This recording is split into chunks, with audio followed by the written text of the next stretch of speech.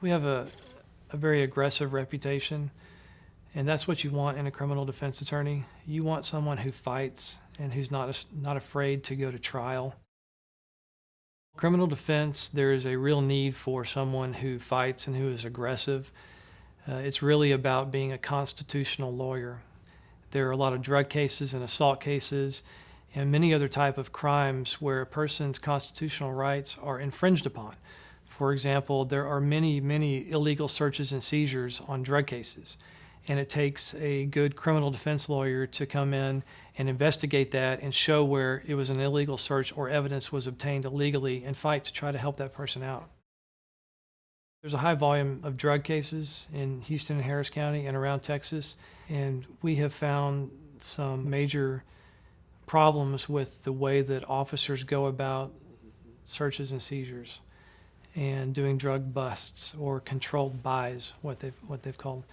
And those are very interesting to me. We like to research the law, find out if it was done properly, and then have a motion to suppress or research and go argue why this evidence should be suppressed.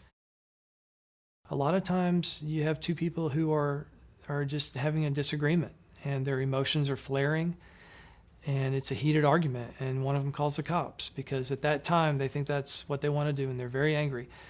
And they always change their mind a couple of days later and say, you know what, I really wish I wouldn't have called the police. And sometimes when they do call the police, they make things up, they exaggerate. And so sometimes an assault case is really not what was reported on the phone, and it's up to us to go in and investigate that. And we have had successes with those types of cases. A criminal offense can be very traumatic for a person. As a matter of fact, I've represented one person who was a TDC prison guard, and he was alleged to have been involved in a controlled buy, a drug purchase. It was a bizarre set of circumstances. He was in the car with another man who was a friend who was dressed up as a woman, and there were some cops that were surveilling him. He came to me and he said, you know, if I'm convicted, I lose my job, and I'm a prison guard, and I'd like to keep my job. And we did a lot of work, and we were able to save him from the conviction and save his job.